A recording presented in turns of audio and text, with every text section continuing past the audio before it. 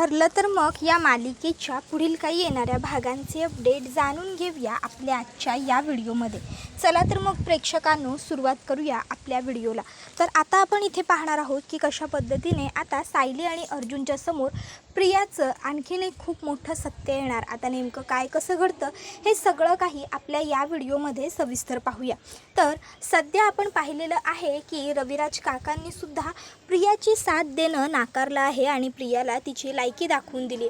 त्यानंतर आता प्रिया विचार करते की आता माझ्या हातामध्ये काहीही उरणार नाही आहे. जर मला काही मिळवायचं असेल तर ते आहे आता फक्त आणि फक्त एकच गोष्टीतली आशा, ती म्हणजे आता मला मिळू शकत असेल तर फक्त आणि फक्त अश्विनने कमवलेल्या प्रॉपर्टीमध्ये हिस्सा.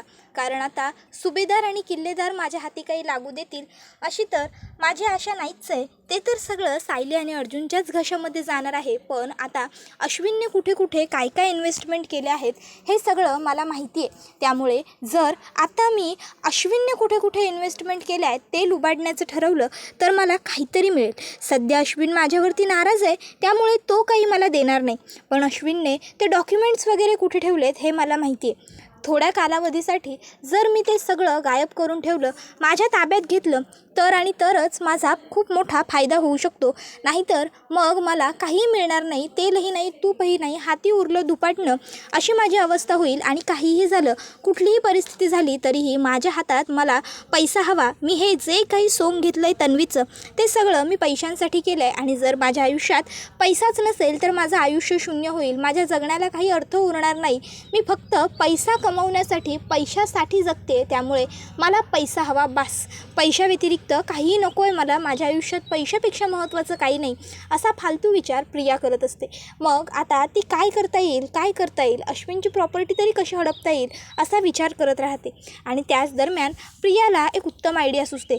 सध्या तरी अश्विनची जी काही प्रॉपर्टी आहे त्याने जे इन्व्हेस्टमेंट केलेले आहेत ते पेपर्स मी कुठेतरी लपवून ठेवते. थोड्या वेळानंतर मग ते पेपर्स मी काढेन आणि मग काय करायचं ते ठरवेन. पण आता प्रियाने पेपर लपवायचं ठरवल्यावर ती विचार करते घरात लपवायला नको, घरात लपवले तर सगळ्यांना अर्थात माझ्यावरतीच डाऊट येईल आणि मग माझ्या स्टोररूमची वगैरे झडती घेतली जाईल. त्यामुळे आता मला काहीतरी वेगळ्या ठिकाणी पेपर लपवावे लागतील. मग प्रियाला सुचतं ते म्हणजे कृष्णाचं गाव. आता प्रिया ही कृष्णाच्या गावी ते पेपर लपवायला जाते आणि आता तिकडे जाऊन तिथे सगळे पेपर लपवते सुद्धा. पण त्याचवेळी कृष्णा ही शेतात फेरफटका मारायला आलेली असते आणि आता कृष्णाच्या नजरेस पडतं की प्रियाने काहीतरी लपवाछपवी केली. आता प्रियाला संशय येतो की ही माझ्या शेतात काय करत असेल बरं. प्रिया आता जरा पुढे जाणारच असते, इतक्यात तिथे कृष्णा पोहोचते आणि कृष्णा आता काय करते, तिकडे येऊन पटकन आता ती सायलीला फोन करते. आणि आता कृष्णा ही सायलीला सांगू लागते, सायली अगं इथे तुझी ती जाऊ आहे ना प्रिया, मी तिला बघितलं आहे. अगं ती इकडे माझ्या वावरात आली आहे आणि वावरामध्ये ना ती काहीतरी करत आहे, काहीतरी दडवादडवीची कामं सुरू आहे असं मला वाटायला लागले. त्यावर सायली म्हणते आता तू काय करू शकतेस कृष्णा. त्यावर कृष्णा म्हणत असते चांगल्या माणसांना तोड नाही आणि वाईट माणसांना तोडल्याशिवाय राहत नाही. त्यावर सायली म्हणते म्हणजे. त्यावर आता तिला लगेचच आता इकडे कृष्णा म्हणते अगं म्हणजे ती वावरात आली तर तिच्या मर्जीनं, पण आता जाऊ नाही शकणार ती तिच्या मर्जीनं. आता तिनं माझ्या वावराच्या बाहेर पडायचं का नाही याचा निर्णय म्या घेणार. त्यावर कृष्णा म्हणत असते जर तुला शक्य झालं तर प्लीज तिला पकड. मग आता इकडे कृष्णा ही प्रियाला पकडण्याचे खूप प्रयत्न करते, पण शेवटी प्रिया तिच्या हातून निसटते.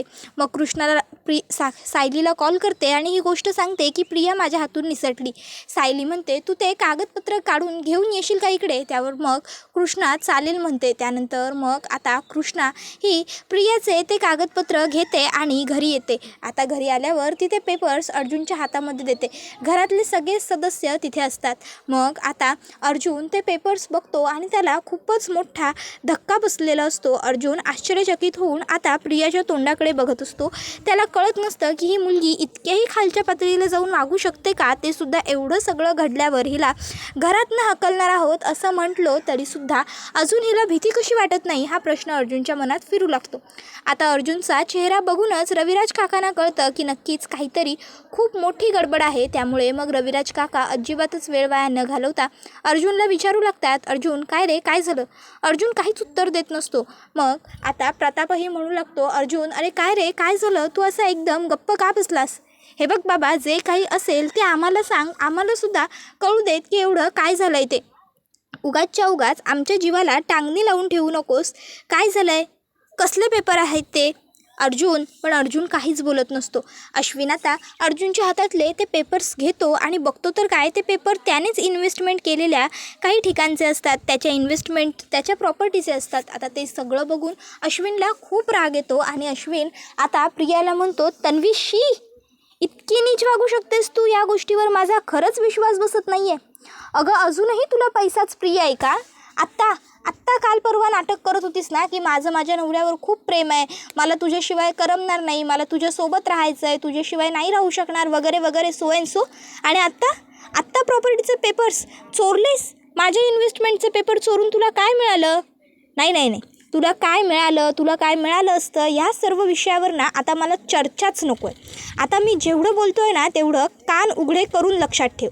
खरं तर ना तुला ह्या घरात ठेवण्याची लायकी नाहीच आहे. मला तुला घरातनं बाहेर कधीच काढायचं होतं, पण सायली वहिनी आणि अर्जुन दादाने सांगितलं आहे ना की तुझ्या काळ्या कर्मांचा हिशोब अजूनही बाकी आहे, म्हणून मी खरं तर तुला स्टोअररूममध्ये राहायला दिले. नाहीतर तुझी लायकी कधीच मी तुला दाखवली असती आणि घराच्या बाहेरही काढलं असतं. आणि शेवटचं सांगतोय, माझ्या प्रॉपर्टीवर किंवा माझ्या इन्व्हेस्टमेंटवर तुझा काडी मात्र हक्क नाही आहे, समजलं ना? खरं तर ना तुला असं वाटतंय फरफटत नेऊन घराच्या बाहेर काढावं.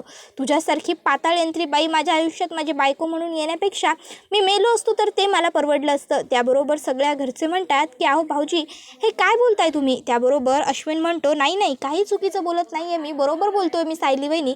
अगं, तू मला समजावत होतीस की हिच्याशी लग्न करू नको, ही नालायक आहे, हलकट आहे, अशी आहे तशी आहे, पण तरीही मी काय केलं?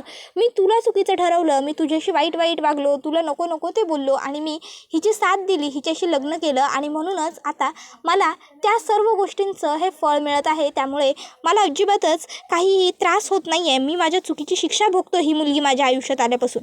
त्याबरोबर मग आता रविराज काका म्हणत असतात की अरे, तुझ्या तर ही मुलगी आयुष्यात आली आहे, आम्ही तर हिला जन्म दिला आहे, म्हणूनच आम्हाला ही एवढी मोठी शिक्षा मिळते.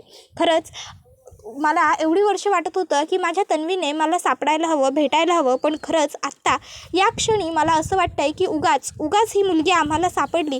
जर ही मुलगी आम्हाला सापडली नसती ना तर खरंच बरं झालं असतं. पण आता बाद झालं. रविराज आता म्हणत असतात की तुम्ही ना ह्या मुलीला घरातनं बाहेर काढा. अरे, आज हिने हे पेपर चोरले, उद्या ही आणखीन काही मोठंही करू शकते. ऑलरेडी हिने केलेले प्रताप काही कमी नाही आहेत. हिने सायलीच्या जीवाचा खेळ केला आहे, आपल्या पूर्ण आजींच्या जीवाचा सुद्धा खेळ केला आहे आणि आता हिने त्या अस्मिताच्या बाळाचा तर ह्या सगळ्याशी काही संबंध नसून त्याच्याही जीवाचा खेळ करायचा प्रयत्न केला आहे. मग ह्या अशा नालायक हलकट मुलीला मुळात तुम्ही अजून घरामध्ये ठेवून घेतलंच का आहे, हा मला प्रश्न पडतोय. ते काही नाही, बाद झालं. आता मला ही मुलगी ह्या घरात सुद्धा नको आहे. मी जसं तिला तिकडनं घरातनं बाहेर काढलं ना, तसंच आता मी हिला इकडनं ह्या घरातून सुद्धा स्वतःच हाताला धरून बाहेर काढतो. त्याबरोबर मग प्रिया आता लगेचच रविराज काकांच्या पायाजवळ बसते आणि म्हणत असते, नाही बाबा नाही, प्लीज असं नका करू बाबा. ऑलरेडी तुम्ही माझा त्या घरचा आसरा आधार तर काढून घेतलेला आहे, पण आता मी तुमच्यासमोर हात जोडते. मला माझ्या सासरच्या घरातनं सुद्धा नका हाकलू, मला असं रस्त्यावर नका आणू बाबा. अहो, मी काय करू, कुठे जाऊ, कुणाशी बोलू, कुणाला सांगू, काय कसं राहू, विचार करा ना बाबा. अहो, मी तुमची एकुलती एक मुलगी आहे. तुम्ही तुमच्या मुलीचा एवढा अपराध पोटात घालणार नाही आहात का? रविराज काका म्हणतात, अपराध पोटात घालूनच तू गुन्हेगार झाली आहेस. इतक्या त्या ठिकाणी पूर्णाजी आलेली असते. आता पूर्णाजीने अपराध पोटात घालूनच तू गुन्हेगार झाली आहेस हे रविराज काकांचं बोलणं ऐकलेलं असतं. आता पूर्णाजीला कळत नाही की नेमकं रविराज काका हे असं काहीतरी का बडबडतायत. पूर्णाजी आता घरात येऊन हा सगळा तमाशा बघते आणि म्हणत असते, काय प्रकार सुरू आहे हा सगळा आणि नेमकं काय चाललंय का इथे? आता पूर्णाजीने हे विचारल्यावर मग सगळे मात्र गप्प बसतात. त्याबरोबर मग आता प्रिया बोलायला चाललेलीच असते. इतक्यात मग पूर्णाजी म्हणते, गप, तुझ्याकडनं मला काहीही एक्सप्लेनेशन नको आहे. अर्जुन, सायली, तुम्ही बोला, काय चाललं हे सगळं? अरे, कोणी सांगणार आहे का मला? त्यावर मग अर्जुन म्हणत असतो, पूर्णाजी, दुसरं काय सुरू असणार आहे, बघतेस ना तू, प्रिया सिनियरच्या हातापाया पडते. याचा अर्थ हाच की प्रियाचा आणखीन एक गुन्हा आपल्या सगळ्यांच्या समोर येऊन ठेपलाय आणि आता प्रियाला आम्ही घरातनं बाहेर काढण्याचा विचार करतोय. आम्ही म्हणण्यापेक्षा सिनियर, आणि म्हणूनच ती सिनियरच्या समोर हातापाया पडते. अगं ह्या नालायक मुलीचा पापांचा घडा आता भरत आला आहे ना, त्यामुळे ओव्हरलोड झालेली सगळी पापं आता एक एक करून बाहेर येत आहेत. आता इकडे अर्जुनने हे असं बोलल्याबरोबर मग मात्र पूर्णाजीला कळत नसतं की नेमकं अर्जुनला बोलायचं काय आहे. त्यामुळे मग आता पूर्णाजी ही म्हणत असते, हे बघ अर्जुन, तुला नेमकं काय सांगायचं आहे मला ते खरंच मला कळलेलं नाही आहे. तुला जे काही बोलायचं असेल की नाही ते तू स्पष्ट बोल. त्याबरोबर मग कल्पना म्हणत असते, मी सांगते ना तुम्हाला पूर्णाई, अर्जुननेच कशाला सांगायला हवं. आणि मग आता कल्पना सांगू लागते, ह्या नीच मुलीने तिच्या सगळ्या सीमा पार केलेल्या आहेत. हिने अस्मिताच्या जीवाचा खेळ करण्याचा प्रयत्न केला. प्रेग्नन्सीमध्ये हिने सायलीला जिन्यावरनं ढकलून दिलं. आज जेव्हा प्रतिमा आगीत अडकली आहे असं हिला कळलं तेव्हा ही स्वतःच्या जीवाचा विचार करत राहिली, पण प्रतिमाला वाचवण्यासाठी ही पुढे नाही सरसावली. हिने तुम्हाला सुद्धा काढ्यातनं मुद्दामून जाणून बुजून काहीतरी त्रास होईल असं मिश्रण दिलं होतं. त्याचबरोबर हिने अश्विनच्या नावाखाली कितीतरीदा आपल्याला खोटं सांगितलं आहे. ही दुसऱ्या इतर मुलांबरोबर फिरते लग्नानंतरही, आणि लग्नाआधी तर हिचे किती अफेअर्स होते त्या सगळ्याचा पत्त्याही नाही आहे. त्याबरोबर प्रतिमा आत्या म्हणत असते, बास कर कल्पना, नको गं बोलूस तू हिच्याबद्दल आणखीन काहीही. मला ना खरंच ऐकवत नाही आहे, माझ्या अंगावरून शेऱ्या येत आहेत. तन्वी, अगं कुठल्याही आईवडिलांसाठी आपल्या मुलीच्या सासरी जाणं म्हणजे तिचं कोड कौतुक करणं ही आनंदाची गोष्ट असते. पण जेव्हा जेव्हा कधी आम्हाला तुझ्या सासरून फोन येतो ना, तेव्हा आम्हाला धडकीच भरते की तू नवीन आता काय कांड उकरून ठेवलेला आहेस आणि आम्हाला इकडे यावं लागणार आहे. काय नेमकं आम्हाला आत्ता बघावं लागणार आहे ह्या गोष्टीची आम्हाला कायमच काळजी वाटत राहिलेली असते की नेमकं काय घडलेलं असेल. तुला लाज वाटत नाही का गं हे सगळं वागताना? पूर्णाजी, तू जो निर्णय घेशील तो आम्हाला मान्य असेल हिच्या बाबतीत. तुला सगळं आता माहिती आहेच असं आता प्रतिमा आत्यासुद्धा म्हणते. त्याबरोबर पूर्णाजी आता घरातल्या सगळ्यांवर रागवते आणि म्हणत असते, अरे हे एवढं सगळं घडून गेलं आणि तुम्ही सगळ्यांनी मला सांगितलं नाही. म्हणजे आता तुमच्या सगळ्यांसाठी मी किंवा माझं मत महत्त्वाचं राहिलेलं नाही आहे का? की मी घरात नसते म्हणून माझ्यापर्यंत घरातल्या गोष्टी पोहोचूच द्यायच्या नाही, मला कळल्याने काय फरक पडतो असं तुम्हा सगळ्यांना वाटतं? त्याबरोबर मग सगळेच पूर्णाजीची माफी मागतात, सॉरी म्हणू लागतात पूर्णाजीला. पूर्णाजी म्हणते, तुम्हा सगळ्यांबरोबर ती तर मी नंतर बोलेनच, पण त्याआधी मला ह्या तन्वीचा निकाल लावू देत. बाद झालं. हिने ही जी काही कर्म करून ठेवलेली आहेत का नाही, त्यानंतर आता हिने स्वतःहूनच आपल्या घराचे दरवाजे हिच्यासाठी कायमचे बंद करून घेतलेले आहेत. त्यामुळे आता मला ही मुलगी आपल्या घरात कुठल्याही परिस्थितीत नको आहे आणि म्हणूनच मी आता हिला ताबडतोब या घराच्या बाहेर काढते आणि मला याच्यावरती कुणाकडनं काहीच आर्ग्युमेंट नको आहे. मी बोललेला शब्द शेवटचा असला पाहिजे. ही मुलगी ह्या घरात राहणार नाही. ज्या मुलीने माझ्या पतवंडाच्या जीवाशी खेळ करण्याचा प्रयत्न केला, माझ्या नातीच्या जीवाशी खेळ करण्याचा प्रयत्न केला, माझ्या मुलीच्या जीवाशी खेळ करण्याचा प्रयत्न केला, माझ्या जीवाशी खेळ करण्याचा प्रयत्न केला, माझ्या नातवाचं आयुष्य उद्ध्वस्त केलं, त्या मुलीला ह्या घरात थारा नाही. त्याबरोबर मग प्रिया आता पूर्णाजींच्या पायावर लोटांगण घालू लागते आणि म्हणत असते, पूर्णाजी अगं तू तरी असं बोलू नकोस ना. अगं मी तुझी लाडकी नात तन्वी आहे. अगं विसरलीस का तू? जेव्हा जेव्हा मला त्रास झाला आहे तेव्हा तेव्हा तुझ्या काळजाला दुखलं आहे, तुला वाईट वाटलं आहे आणि आज ही सगळी मला मिळून घरातनं बाहेर काढतायत आणि तूसुद्धा यांना सामील होतेस. पूर्णाजी, अगं मी काहीही चुकीचं केलेलं नाही आहे. हा सगळा ना ह्या सायली अर्जुनचा ट्रॅप आहे. यांनी बनाव रचला आहे मला अडकवण्यासाठी, मला ह्या घरातनं बाहेर काढण्यासाठी, मला ह्या घरातल्यांच्या नजरेत पाडण्यासाठी. पण मी खरं बोलते पूर्णाजी, तू खरंच माझ्यावर विश्वास ठेव. तुला वाटतं का गं तुझी तन्वी कधी चुकू शकते? तुझी तन्वी चुकीचं काही वागू शकते म्हणून? अगं तूच म्हणतेस ना की मी तुझ्या लेकीची लेक आहे म्हणून, मग तरीही हे लोक माझ्याशी एवढं वाईट वागताना तू यांच्या सपोर्टमध्ये असणार आहेस का? बघ ना, बाबासुद्धा मला घरात घेणार नाही आहेत. त्यांनी तर मला आधीच घरातनं बाहेर काढलं आहे, प्रॉपर्टीतनं सुद्धा बेदखल केलं आहे आणि आता तू सुद्धा जर मला घरातनं बाहेर काढलंस तर मी कुठे जाऊ गं पूर्णाजी? असं नको ना वागूस पूर्णाजी. हवं तर मला फक्त आणि फक्त 1 महिन्याची मुदत दे. 1 महिन्याच्या आत मी स्वतःला सगळ्यांच्या समोर निर्दोष सिद्ध करून दाखवेन आणि मी तुम्हा सगळ्यांचा विश्वास पुन्हा एकदा मिळवेन, प्लीज. त्याबरोबर पूर्णाजी म्हणते, विश्वास हा शब्द तुझ्या तोंडात शोभत नाही तन्वी. मुळात विश्वास कमवण्यासाठी ना अख्खाच्या अख्खा जन्म लागतो. तो असा महिन्याभरात 15 दिवसात नाहीच कमवता येत. आणि सगळ्यात महत्त्वाची गोष्ट ती म्हणजे तुझ्यासारख्या मुलीवरती विश्वास ठेवण्याची चूक आम्ही सगळ्यांनी अनेकदा केली आहे, पण आता नाही. खरं तर तू जेव्हा आमची पहिल्यांदा फसवणूक केलीस ना, तेव्हाच आम्हाला कळायला हवं होतं की मुळात तू विश्वास ठेवण्याच्या लायकीची नाहीच आहेस. एखादा माणूस जेव्हा आपली फसवणूक एकदा करतो तेव्हा आपण पुन्हा कधीच त्याच्यावर विश्वास ठेवायचा नसतो. समुद्राचं पाणी खारं आहे हे ओळखण्यासाठी एक थेंब पाणीसुद्धा पुरेसं असतं. पण आम्ही मात्र कायमच असा विचार केला की कुठेतरी आम्हाला चांगलं सापडेल तुझ्यात, कुठेतरी आम्हाला चांगलं सापडेल. आम्ही जर तुझ्याशी चांगलं वागलो, तुझा विचार केला, तर तू सुद्धा पुढे जाऊन आमच्याशी चांगलं वागशील, आमचा विचार करशील. पण नाही, खरंच आम्ही चुकलो. आजपर्यंत ही अन्नपूर्णा सुभेदार कधीच माणसं ओळखायला चुकली नाही, पण नातीच्या प्रेमामध्ये इतकी वाहवत गेली की तुझा नीचपणाही मला समजला नाही. पण आता बास. पण सायली आणि अर्जुन प्रियाला घरात ठेवून घेतात. पूर्णाजीला सांगतात की आणखीन हिच्या पापांचा हिशेब व्हायचा आहे, त्यामुळे हिला घरातनं बाहेर काढून नका पूर्णाजी. तर दुसऱ्या बाजूला आता इकडे मधुभावनासुद्धा शुद्ध आलेली असते आणि मधुभावना शुद्ध आल्यावर ते सायली सायली असं करत असतात. मग मात्र लगेचच कुसुमताई इकडे मधुभावना शुद्ध आली हे बघून घरी फोन करते सायलीला आणि ती सायलीला सांगते मधुभावना शुद्ध आलेली आहे आणि मधुभाऊ फक्त साऊ साऊ एवढंच करत आहेत.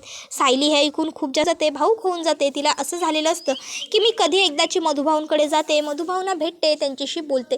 मग सायली ही गोष्ट अर्जुनला सांगते की मधुभाऊ शुद्धीवर आलेत आणि ते फक्त साऊ साऊ असं करतायत, मला मधुभावना भेटायला गेलं पाहिजे. आहोत, चला ना आपण लवकरात लवकर निघूया मधुभावना भेटायला जायला. मग अर्जुन आणि सायली हे दोघंही जण मधुभावना भेटायला सिटी हॉस्पिटलमध्ये पोहोचतात. सायली ताबडतोब मधुभाऊंच्या वॉर्डमध्ये धावत जाते आणि आता ती मधुभावना म्हणत असते, मधुभाऊ, ओ मधुभाऊ, बघा आली आहे तुमची साऊ. मधुभाऊ काळजी करू नका, तुम्ही लवकर बरे होणार आहात. बघा एवढ्या त्रासातनं तुम्हाला शुद्ध आली आहे, म्हणजे हळूहळू नक्की सगळं चांगलं घडणार आहे. मधुभाऊ तुम्ही लवकर बरे होऊन आपल्या आश्रमात परत जाणार आहात ना मधुभाऊ. मधुभाऊ नजरेने होकार देतात.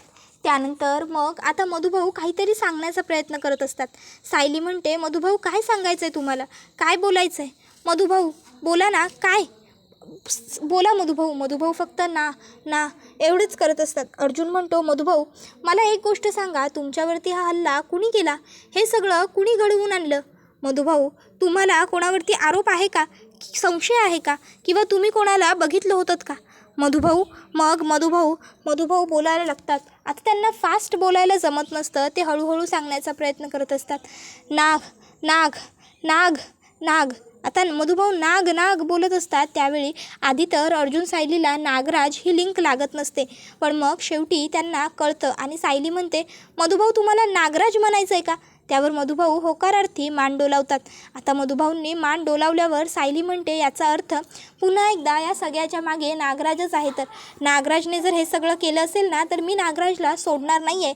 आत्तापर्यंत नागराजने खूप पापं केलेली आहेत, पण आता त्या प्रत्येक पापाचा हिशेब चुकता करण्याची वेळ आलेली आहे.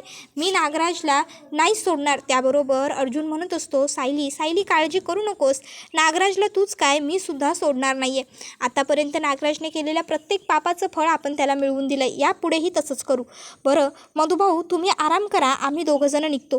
आणि माझं वचन आहे तुम्हाला, ज्या नागोबाने तुमची ही अवस्था केली आहे ना, त्याला मी सुखी सोडणार नाही आहे. ऑलरेडी तो तुरुंगात आहेच, पण आता मी पूर्ण प्रयत्न करून ठेवेन की त्याला जामीनही मिळणार नाही. त्यामुळे तुम्ही निश्चिंत व्हा, तुमची काळजी घ्या, आम्ही आहोत तुमच्याबरोबर. तुम्ही लवकरच बरे होणार आहात आणि पुन्हा एकदा आपल्या घरी आपल्या आश्रमात येणार आहात. तुम्ही तिकडे आल्यानंतर मलासुद्धा तिकडे यायचं आहे, तुमच्याकडनं जावई म्हणून खूप लाड करून घ्यायचे.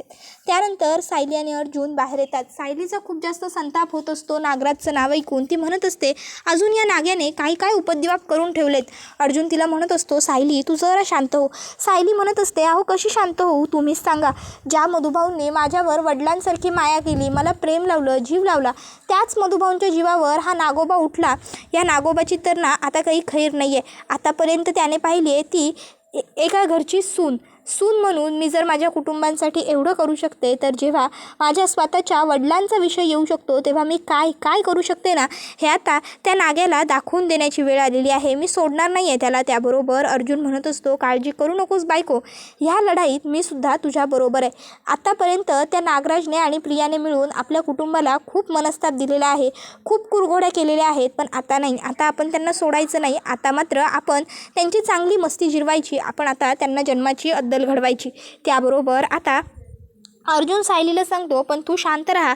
जर तू चिडचिड केलीस ना तर ती प्रिया त्या नागोबाला सावध करेल आणि ते सध्या आपल्याला नको आहे, ते आपल्यासाठी रिस्की आहे. त्यावर मग मात्र सायली ही जरा आता शांत होते. त्याबरोबर अर्जुन म्हणतो, चल आता घरी चल. अर्जुन सायलीला घेऊन घरी येतो. तो तिला समजावत असतो, मी आहे ना, तुझा माझ्यावर विश्वास आहे ना, मी नागोबाला सोडणार नाही आहे, मी त्याला शिक्षा मिळवून देणारच आहे. त्याबरोबर हा व्हिडिओ इथेच संपतो. व्हिडिओ आवडला असेल तर व्हिडिओला लाईक करा, चॅनलवर नवीन असाल तर चॅनलला सबस्क्राईब करा आणि बेल आयकॉन आठवणीने प्रेस करा, जेणेकरून तुम्हाला पुढच्या प्रत्येक व्हिडिओचं नोटिफिकेशन मिळत जाईल आणि सर्व व्हिडिओंचा आनंद हा अगदी उत्तम पद्धतीने घेता येईल. चला तर मग प्रेक्षकांनो, आजच्या पुरतं इथेच थांबूया. धन्यवाद.